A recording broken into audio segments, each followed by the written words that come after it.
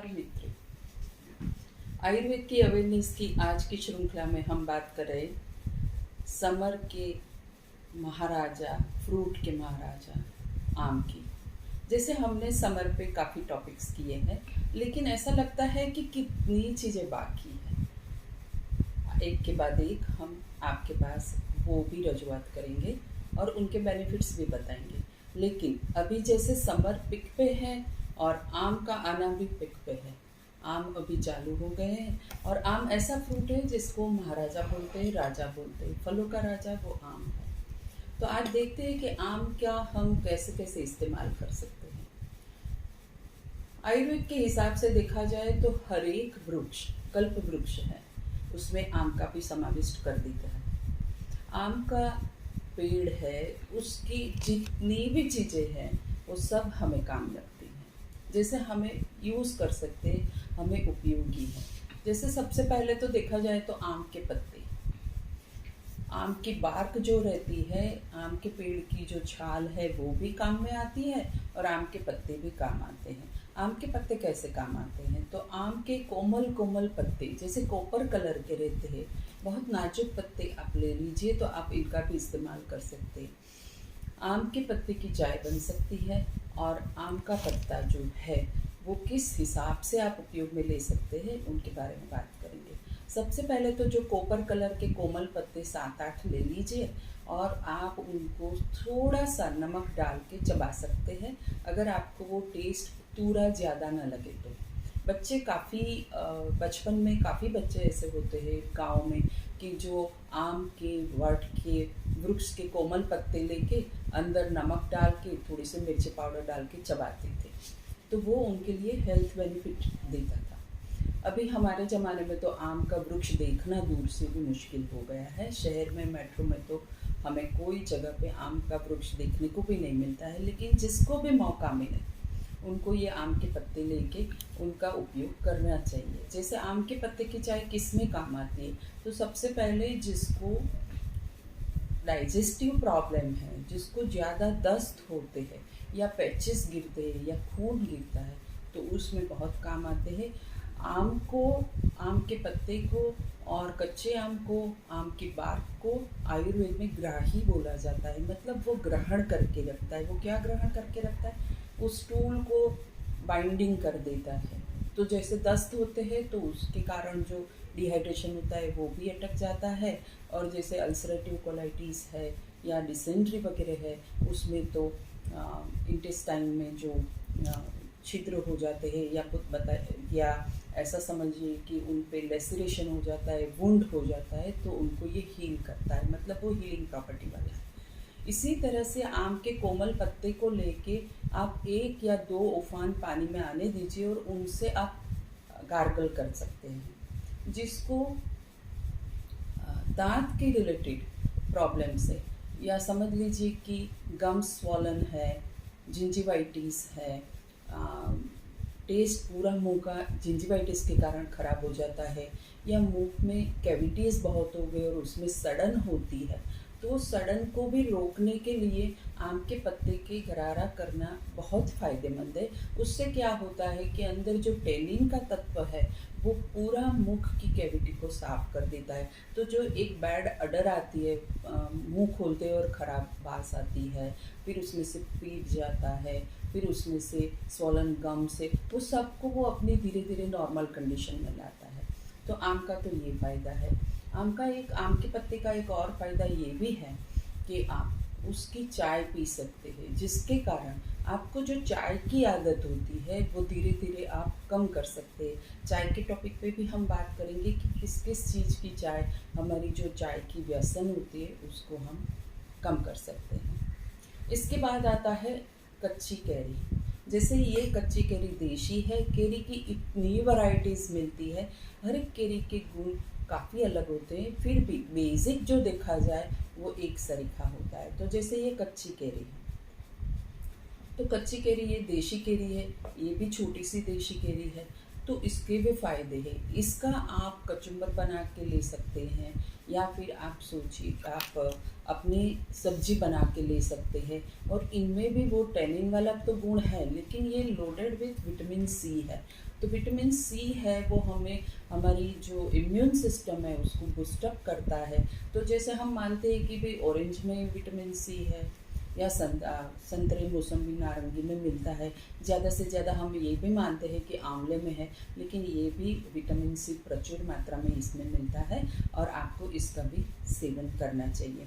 इसके सेवन से क्या फ़ायदा होता है? तो सबसे पहले तो काफ़ी लोगों को इंडाइजेशन होता है, गैस ऊपर आती है, मचली आती है, नॉशिटिंग होता है, या फिर समझिए कि बाहर जाते हैं तो सनस्ट्रोक लगने की आशंका रहती है, या बाहर से आते हैं तो गर्मी बहुत लगती है मौसम में। तो वो लोग अगर ये इसका सेवन करेंगे, कच्ची कैरी का सेवन करेंगे, तो उसको एक तो एपिटाइट सुधर जाएगी, मतलब बाहर से आए हैं तो भी भूख लगेगी, अगर खाना खाया है और ये खाने के साथ खाया है तो इससे डाइजेशन हो जाएगा। मतलब एक तरह से ये कार्बोनेटिव भी काम करती है और डाइजेशन का भी काम करती है, मतलब भूख भी लगती है, खाना पचा भी देती है। तो एक तो ये है। दूसरा, सनस्ट्रोक में ये बहुत काम लगती है। तीसरी चीज़ है वो विटामिन सी से भरपूर है। तो आपके स्किन प्रॉब्लम है, बालों की प्रॉब्लम है, जैसे आजकल तो बालों की प्रॉब्लम और स्किन प्रॉब्लम सबको दिखते, पर्टिकुलरली गर्मी के मौसम में तो जो लोग बाहर जाते हैं तो उनकी गाल बहुत रेड हो जाते हैं, रैशेस हो जाते हैं, पूरी स्किन जो है वो तप की गुलाबी या लाल हो जाती है।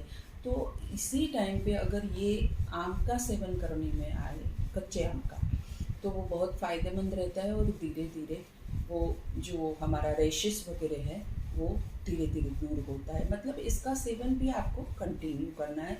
इसके साथ आप शुगर ऐड कर सकते हैं, नमक ऐड कर सकते हैं, काला नमक ऐड कर सकते हैं, सब कुछ कर सकते हैं। इसके बाद आता है आम की गुठली की बात। तो जैसे ये गुठली है, इसके अंदर भी एक सीड है जो मेन है। तो ये सीड जो है, जो गुठली है, उसके भी बहुत फ़ायदे हैं। जैसे बोला जाए तो वो सबसे पहले तो ग्राही, तो डायरिया डिसेंट्री में फ़ायदा करता है। दूसरी चीज़ है वो एंटी डैंड्रफ है। कैसे है वो? कि जैसे ये गुठली को आप ले लीजिए, अंदर के सीड को, और उसको आप पीस दीजिए या सुखा के उसका पाउडर बना दीजिए। और जब बालों में रूसी है, क्योंकि इसमें एक एंटीबैक्टीरियल और एक एंटीसेप्टिक गुण है, तो जिसके कारण जहाँ भी इन्फेक्शन होता है वहाँ ये काम आता है। तो हमारे बालों में डैंड्रफ हो जाता है, कोई प्रकार का इन्फेक्शन हो जाता है, तो बहुत ख़राब जो डैंड्रफ होता है उसमें ये गुठली के सीड को पीस के या इसकी सूखी हुई गुठली के पाउडर को लेके, छोटी हरड़ लेके, दोनों को इक्वल क्वांटिटी में अच्छी तरह से मिला के पानी में मिक्स करके एक लेप जैसा बनाना है और पूरे बालों में हमें लगाना है। स्काल्प में पर्टिकुलरली लगाना है, 2-3 घंटे रहने देना है और फिर शैम्पू से वॉश कर लेना है। ख्याल रहे कि शैम्पू के वॉश के बाद 2-3 घंटे के बाद अच्छी तरह से मेडिकेटेड ऑयल आपको डाल के रखना है।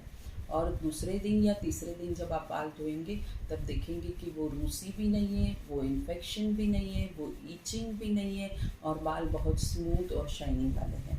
तो ये प्रयोग आप कर सकते हैं। इसके अलावा देखा जाए तो पके आम की बात करते हैं। आम के उपयोग इतने हैं कि कोई उपयोग हम बता सकते हैं, तो उसमें जो मेजर उपयोग है वो हम आज आपको बताते हैं। तो पका आम रद्य बोला जाता है, मतलब आम को रद्य आयुर्वेद में कहा, हृदय को गुणकारी, हृदय के लिए हितकारी है, जो हृदय के फायदेमंद है, जो बल देता है, जो पुष्टि करता है। तो पका आम है वो आपके मन को भी संतुष्ट करता है, हृदय को बल देता है, शरीर की पुष्टि है। जब कोई इंसान जब वीक फील करता है या फिर ऐसा समझिए कि वो वीक ही है, एनीमिक है, जिसमें शारीरिक शक्ति कम है, तो उनको पके आम का आम के मौसम में रोज़ सेवन करना चाहिए, क्योंकि ये एंटी इन्फ्लेमेटरी भी है, एंटी कार्सिनोजेनिक है, इम्यूनिटी सिस्टम हमारी बूस्टअप करता है, हमें बल प्रदान करता है। तो ये सब चीज़ें रोज़मर्रा की ज़िंदगी में ये सीजनल फ्रूट है, उनको हमें सेवन करना चाहिए। तो पके आम का तो सबसे पहले आप इसका जूस बना सकते हैं या काट के आप खा सकते हैं। जब जूस बनाते हैं तो फिर ऐसा जूस हैवी भी है, फाइबर के साथ भी है, तो एक एडल्ट इंसान ज़्यादा से ज़्यादा 300 या 400 ग्राम आम का सेवन करे, वो उनके लिए हितावह है। लेकिन अगर किसी ने आज 2 कटोरे भर के आम का सेवन कर लिया और कल भी वो करेगा, तो उनको ये हो सकता है कि फाइबर होने के कारण और बहुत मीठा होने के कारण और कोई प्रॉब्लम आ सकती है, मतलब दस्त लगना, इंडाइजेशन होना, पेट फूल जाना, ये हो सकता है। तो इसीलिए हमारे वहाँ आम के रस के अंदर थोड़ा सा वायुनाशक घी डालने की प्रथा है और सौंठ डालने की प्रथा है। कोई कोई लोग सौंठ और घी इक्वल क्वांटिटी में डालते हैं, थोड़ा थोड़ा लेके, और उसी के बाद ही आम का सेवन करते हैं। इसी प्रकार आप देखा जाए तो ये आम जो है उसका पन्ना बनाते हैं, तो आम पन्ना भी हृदय के लिए हितकारी ही कहा जा रहा है। आम को लेना है, इसको साफ करके फिर आपको प्रेशर कुकर में आपको बना देना है, और बॉईल करने के बाद इनके छिलके निकाल के अंदर का पल्प लेना है। और पल्प जितना है, जैसे 500 ग्राम पल्प आपने निकाला है, तो आपको कम से कम 1.25 या 1.5 किलो शक्कर लेनी है, और उसकी चाशनी बना के ये पल्प अंदर डाल देना है और शरबत के बॉटल में भर लेना है। इसके साथ अगर आपको मिलाना है, ज़्यादा टेस्टी बनाना है, तो आप पुदीना भी अच्छी तरह से मिला सकते हैं। तो उसके कारण क्या होता है कि ये सीज़न में, गर्मी के मौसम में, सबका जो जठराग्नि है वो मंद हो जाता है, मतलब डाइजेस्टिव फायर है वो स्लो हो जाता है, खाना हजम नहीं होता है, भूख नहीं लगती है। तो उसी दौरान अगर ये आम का पन्ना, जैसे हमने बताया, वो 1 चम्मच लेके पानी में डाल के अगर आप उसका सेवन कर ले, तो आपके लिए बहुत ही फ़ायदेमंद रहता है। वो पूरी डाइजेस्टिव सिस्टम को हमारा अच्छा करता है। जब हमारा डाइजेशन प्रॉपर है, तो उसमें से जो आयुर्वेद के हिसाब से 7 धातु कही है, वो बनने में कोई टाइम नहीं लगता है, या वो इजीली बनती है और हमें शक्ति प्रदान करती है। तो ये आम का पन्ना भी फ़ायदेमंद है। आम का पन्ना हर कोई ले सकता है। हमें इतना ही ख्याल करना है कि जिसको खटाई सूट नहीं करती है, उनको ये आम का पन्ना या केरी के कचुम्बर नहीं लेनी चाहिए। और वो किस टाइप के पेशेंट रहते हैं कि जिसको आम कच्चा सूट नहीं करता है, आर्थराइटिस का पेशेंट है, बहुत एसिडिटी होती है, अल्सर होता है, वो लोग को ये सब चीज़ें कभी कभी नुकसान दे सकती हैं। अभी फिर से आते हैं हम पके आम की तरफ। तो जैसे ये पके आम का आप जूस ले सकते हैं, काट के ले सकते हैं, लेकिन जब भी आप लेते हैं तभी एक निश्चित क्वांटिटी से लेना है, ज़्यादा आप नहीं ले सकते हैं।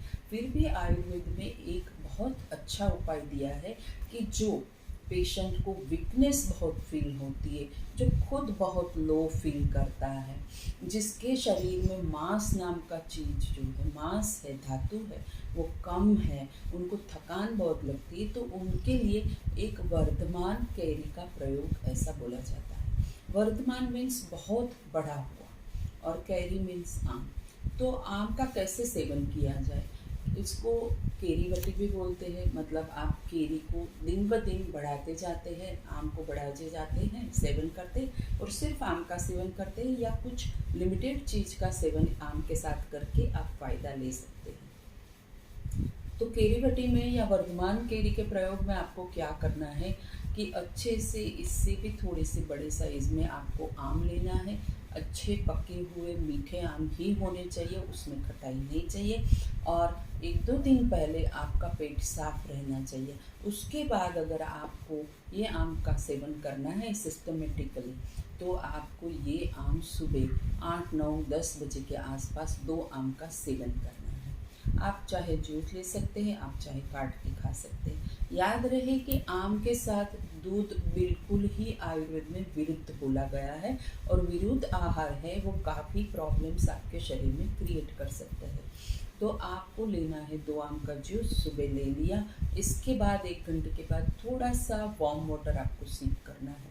केरी वटी प्रयोग करने के लिए जो इंसान मजबूत है उसके लिए नहीं है, या वो करेंगे तो और मजबूती आएगी, लेकिन जो भूख को थोड़ा सहन कर सकते हैं उनके लिए है। तो जो भूख को सहन कर सकते हैं उनके लिए 2 आम सुबह ले लिया, थोड़ा सा आपने गर्म पानी ले लिया, और फिर पूरे दिन में वापस आपको जब भूख लगे तब आपको कोई चीज़ नहीं खानी है, सिर्फ आम का सेवन करना है। फिर से आप एक आम खा सकते हैं और शाम को भी उसी हिसाब से एक आम का सेवन कर सकते हैं। जैसे आज आपने 2 से 3 या 4 आम का सेवन किया है, तो कल आपको उसी हिसाब से 2 सुबह, 2 दोपहर को, 2 शाम को आम का सेवन करना है। हाँ, ऐसा कर सकते हैं कि आम का सेवन करने के कम से कम 4 या 5 घंटे के बाद हम वार्म मिल्क ले सकते हैं। तो जिसको बहुत भूख लगती है या वीकनेस लगने लगती है भूख के कारण, तो वो दूध का सेवन कर सकते हैं। तो जैसे दिन बढ़ता जाता है उसी हिसाब से आपको आम का सेवन बढ़ाना है। जैसे पहले दिन आपने 4 लिए, दूसरे दिन आपने 6 लिए, तीसरे दिन आपने 8 लिए, चौथे दिन आपने 10 या 12 आम लिए। तो ये प्रयोग है वो वैसे तो 20 दिन 21 दिन कर सकते हैं, लेकिन हमारे जो एक्सपीरियंस में है वो ज़्यादा करके 10 या 12 दिन ये आम का प्रयोग कर सकते हैं। तो जिसको आम सूट करता है उनको क्या होता है कि सबसे पहला बेनिफिट है वो उनकी स्किन पे हमें दिखता है। स्किन बहुत ग्लोइंग हो जाती है, हेयर हेल्दी हो जाते हैं, डाइजेशन प्रॉपर हो जाता है, वीकनेस जो है वो चली गई है और थोड़ा सा शरीर का वजन भी बढ़ता है। ये आम के रस के साथ आप घी ले सकते हैं। तो ये होता है और धीरे धीरे इनका फ़ायदा आपको 1 महीने में दिखता है। तो ये हार्ट को भी आपके मजबूत करता है। ऐसी एक रिसर्च भी हुई है कि ये ट्यूमर को भी कम कर सकता है, आम, कच्चा आम और पक्का आम दोनों।